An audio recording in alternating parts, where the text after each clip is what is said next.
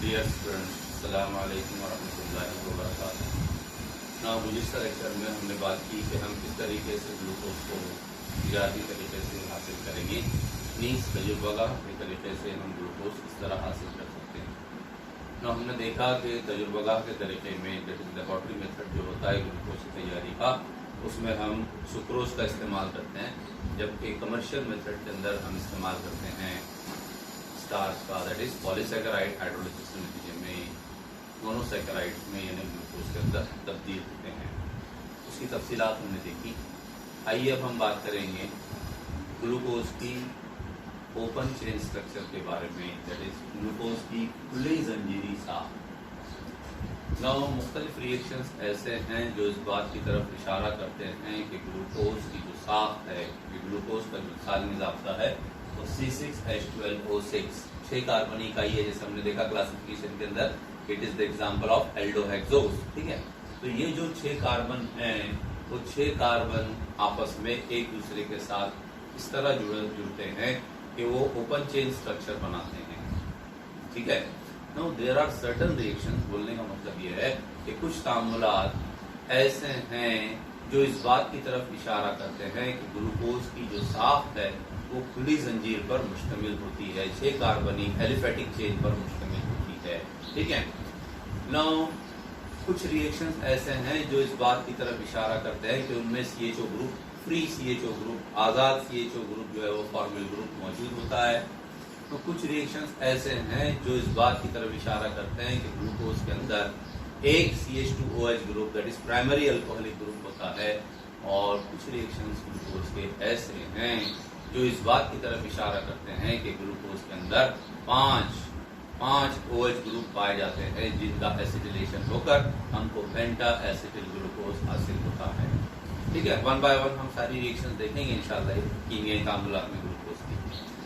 ठीक है, तो ये जो चीजें हैं, यानी ग्लूकोज का N-हेक्सेन में तब्दील होना, ग्लूकोज का हाइड्रोक्सिलामाइन में तब्दील होना, ग्लूकोज का साइनोहाइड्रिन मुरक्कब में तब्दील होना, जो कि एल्डिहाइड की खुसूसियात हैं। हम एल्डिहाइड चैप्टर में पढ़ चुके हैं कि किस तरीके से CHO ग्रुप कन्वर्ट होता है ऑक्साइन ग्रुप में, और उसका न्यूक्लियोफिलिक सब्स्टिट्यूशन रिएक्शन होकर हमको साइनोहाइड्रिन मिलते हैं। तो ग्लूकोज भी बिल्कुल उसी तरीके से हाइड्रोक्सिलामाइन के साथ अमल करके जो है वो हाइड्रोक्सिलामाइन ग्लूकोज ऑक्साइन बनाते हैं, हाइड्रोक्सिलामाइन के साथ रिएक्शन करके HCN के साथ अमल करके साइनोहाइड्रिन बनाते हैं।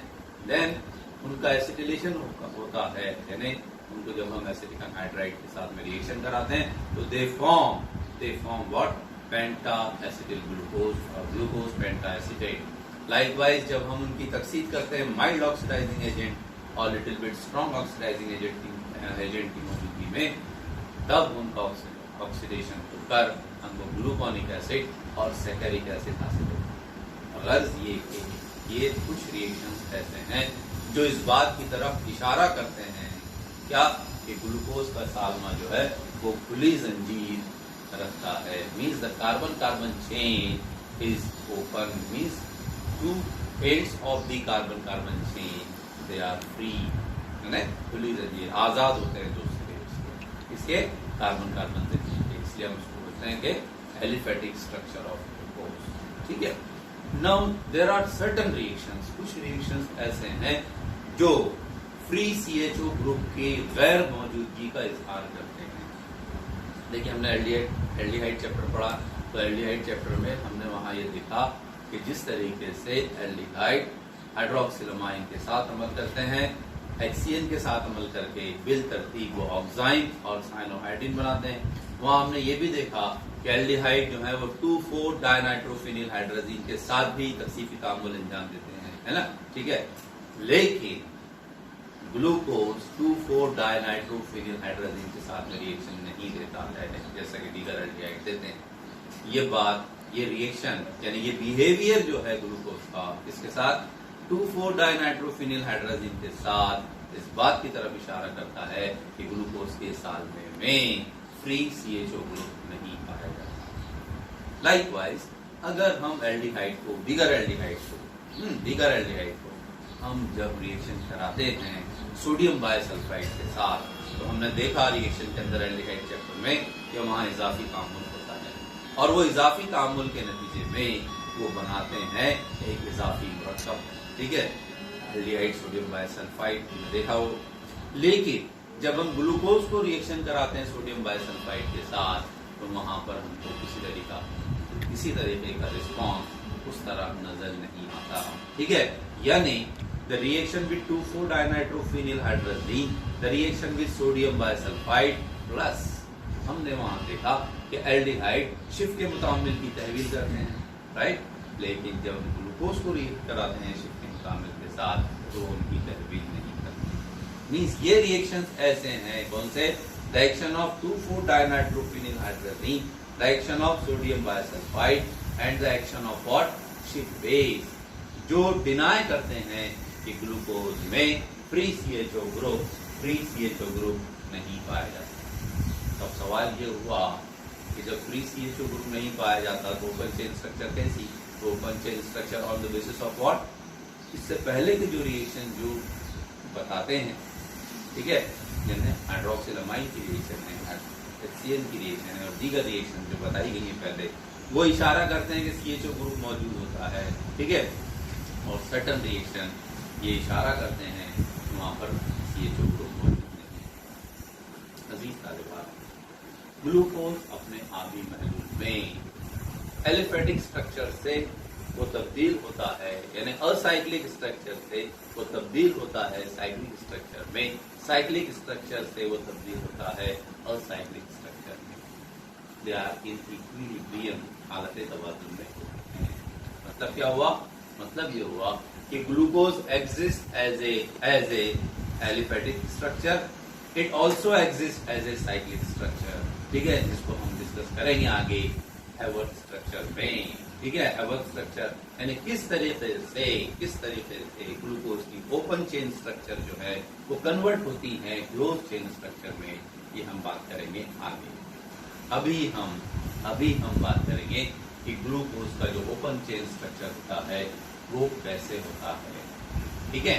Now look at the board. जैसे मैंने कहा, क्या कहा मैंने कि देयर आर सर्टेन रिएक्शन, कुछ रिएक्शंस ऐसे हैं ग्लूकोज के जो इस बात की तरफ इशारा करते हैं कि ओपन चेन स्ट्रक्चर तो होता है और all the 6 carbon in glucose they are linked with each other, एक दूसरे से जुड़कर वो एक लंबी जंजीर बनाते हैं।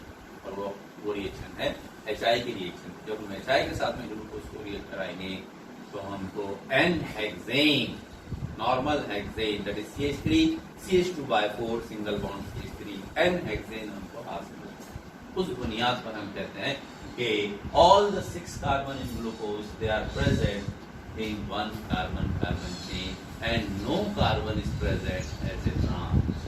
No carbon is present as a trans. आइए, now this is the open chain structure of glucose. Glucose की खुली जंजीरी साफ है। Now ये साफ हमको बता रही है, क्या बता रही है?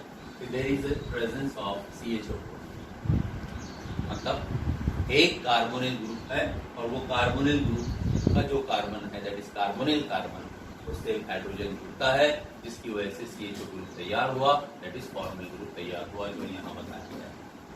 C डबल बॉन्ड हो H means CHO group, presence of CHO group, ठीक है।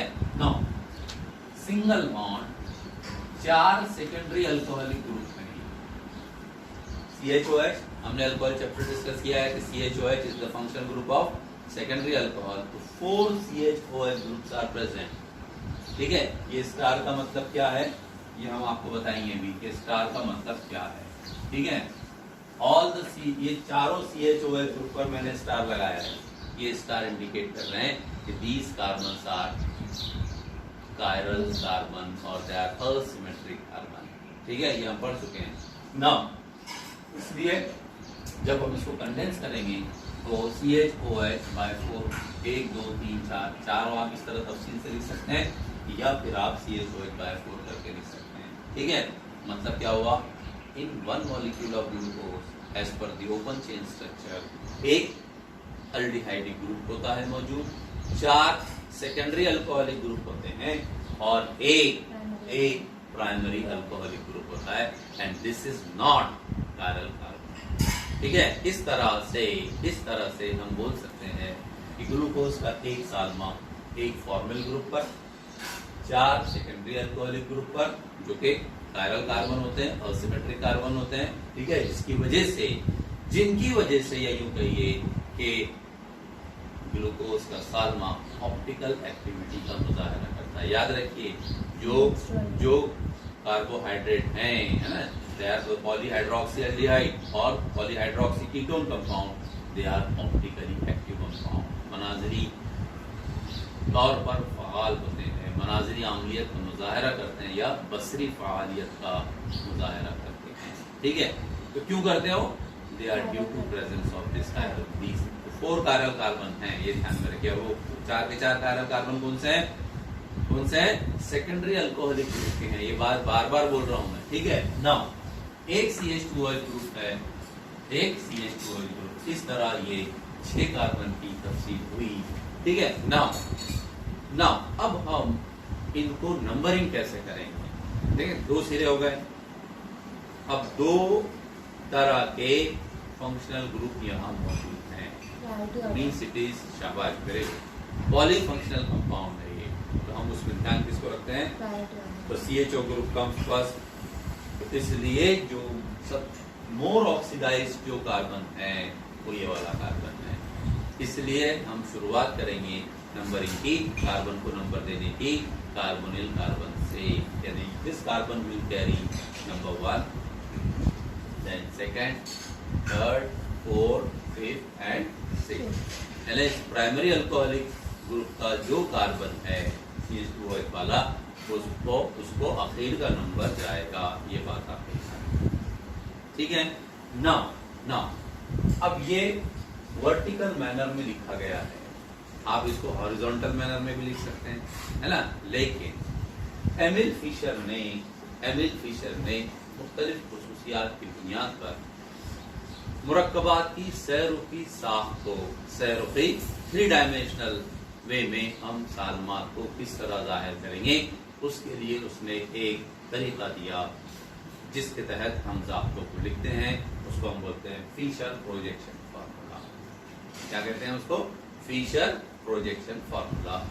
ग्लूकोज की ओपन चेन स्ट्रक्चर को हम फिशर प्रोजेक्शन फार्मूले के तरीके से जाहिर करते हैं इस तरह, ठीक है। अब ये D+L- इसका क्या मतलब है, ये हम आगे बयान करेंगे, अभी आप इस टेंशन मत लो इसके बारे में। अभी जो बात सीक्वेंस में समझाई जा रही है वो चीजें जब आप समझेंगे तो इनके मतलब भी वाज़ेह होंगे, ओके ना। यहाँ तक समझ में आ गया? क्या ध्यान में रखना है? 6 के 6 कार्बन, एक कार्बन कार्बन जंजीर में है, एक एल्डिहाइड ग्रुप है, उसके बाद के लगातार सेकेंडरी अल्कोहलिक ग्रुप है, और आखिर का जो कार्बन है वो प्राइमरी अल्कोहलिक ग्रुप की शक्ल में है, और जो सेकेंडरी अल्कोहलिक ग्रुप वाले हैं कायरल कार्बन, और वो कायरल कार्बन की वजह से ही वो मॉलिक्यूल क्या करता है? ऑप्टिकल एक्टिविटी का मुजाहरा करता है। पिछले साल क्वेश्चन पूछा गया कि ग्लूकोज से कितने ऑप्टिकल आइसोमर पॉसिबल हैं, हाँ, ये क्वेश्चन आया हुआ है, पिछले 2 नंबर के लिए क्वेश्चन पूछा हुआ है।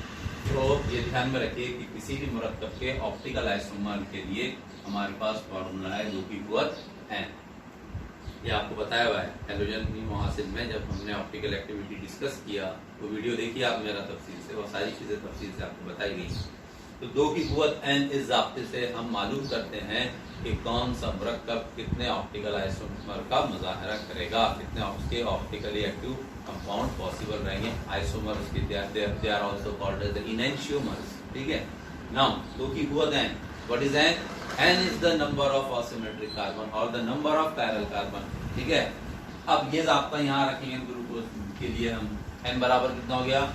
1 कायरल कार्बन, ये दूसरा, ये तीसरा और ये चौथा, 4 कार्बन, तो 2 की कुव्वत कितना हो गया? 4, ठीक है। 2 की कुव्वत 4 मतलब 2 ज़रब 2 ज़रब 2 ज़रब 2, यानी कितना हो गया? 2 दूनी 4 दूनी 8 और 8 दूनी 16, means total how much? 16 isomers are possible. समझ आई बात? तो बोलने का मतलब मेरा ये है कि जब हम ओपन चेन स्ट्रक्चर को जाहिर करेंगे फिशर प्रोजेक्शन फॉर्मूले में, तो हम उसको इस तरह जाहिर करेंगे। मैंने कहा आपको, आप कोई बच्चा ये बोल सकता है कि सर ये इतना ऐसा लिखा हुआ है तो हम इसको ऐसे क्यों नहीं लिख सकते? DHO आपने लिख दिया यहाँ पर, DHO है ना, हॉरिजॉन्टल या इस तरीके से, हॉरिजॉन्टल वे में हम